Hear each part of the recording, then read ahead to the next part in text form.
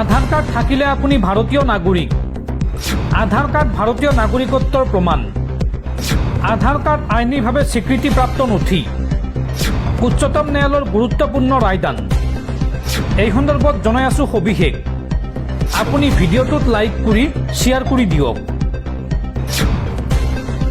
আধাৰ কাৰ্ডে ভাৰতীয় নাগৰিকত্বৰ স্বীকৃতিপ্ৰাপ্ত নথি। পৰিচয় পত্ৰ হিচাপে গ্ৰহণ কৰিব পাৰি আধাৰ কাৰ্ডক।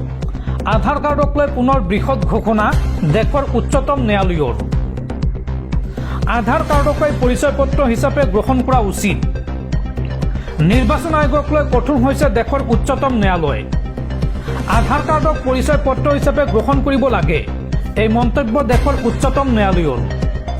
উচ্চতম ন্যায়ালয়ে এই সন্দৰ্ভত কয় যে আধাৰ কাৰ্ড হৈছে আইনীভাৱে স্বীকৃতিপ্ৰাপ্ত নথি। বিহাৰত ভোটাৰ তালিকাৰ পৰা বাতিল হ'ব পাৰে বহু লোকৰ নাম।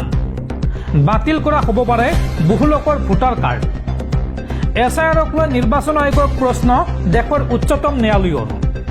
ভোটাৰ কাৰ্ডৰ বিসংগতিক লৈ উত্থাপন হোৱা প্ৰসংগৰ মাজতে কঠোৰ হৈছে এইবাৰ দেশৰ সৰ্বোচ্চ ন্যায়ালয়। নতুন তালিকা প্ৰস্তুত কৰাৰ পিছতে সলনি কৰা হ'ব পুৰণি ভোটাৰ কাৰ্ড। আৰু যিসকলে নথিৰ অভাৱত ভোটাৰ তালিকাৰ পৰা নাম বাদ পৰিছিল তেওঁলোকে আধাৰ কাৰ্ডক নথি হিচাপে দাখিল কৰিব পাৰিব। আধাৰ কাৰ্ডকে পৰিচয় পত্ৰ হিচাপে গ্ৰহণ কৰা উচিত, এই মন্তব্য কৰিছে দেশৰ উচ্চতম ন্যায়ালয়ে। আধাৰ কাৰ্ডকে পৰিচয় পত্ৰ হিচাপে গ্ৰহণ কৰা উচিত।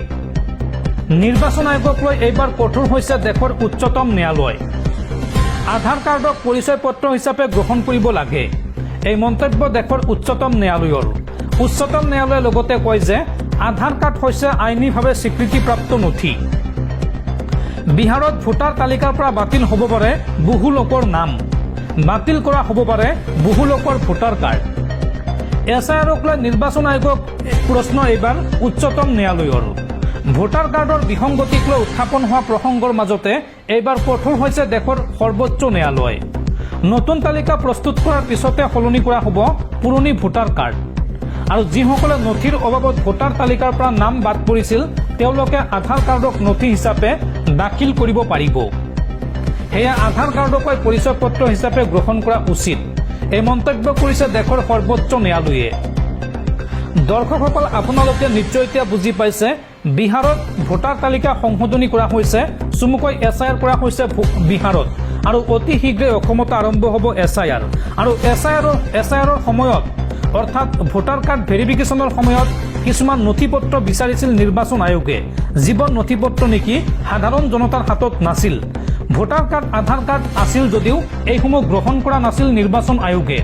কিন্তু এই সন্দৰ্ভত এইবাৰ গুৰুত্বপূৰ্ণ ৰায়দান দিছে দেশৰ উচ্চতম ন্যায়ালয়ে।